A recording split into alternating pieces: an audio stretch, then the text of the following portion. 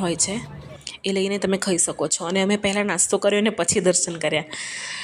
Puff અને સમોસા બહુ જ મસ્ત હતા ક્વોલિટીમાં. અહીંયા તમારા ચંપલ મૂકવાની પણ વ્યવસ્થા બહુ જ સરસ છે. હાથ ધોવાનું બધી જ વ્યવસ્થા બહુ જ સરસ છે. અહીંયા તિલક પણ કરવામાં આવે છે ચંદનનું. તમે જોયું હશે ને, કૃષ્ણ ભક્ત તિલક કરતા હોય છે ચંદનનો. એ તિલક પણ અહીંયા કરવામાં આવે છે. અહીંયા પ્રસાદમાં ખીચડી હોય છે. ગાયને ખવડાવવું હોય તો એના માટે લીલો ચારો મૂકેલો હોય છે. તમે ગૌ સેવામાં દાન પણ કરી શકો. બહુ જ સરસ વાતાવરણ હોય છે. અને શ્રી કૃષ્ણના નારા એટલા સરસ ગવાતા હોય છે ને, મજા જ આવી જાય. તો હવે દર્શન કરી લો શ્રી રાધા માધવના.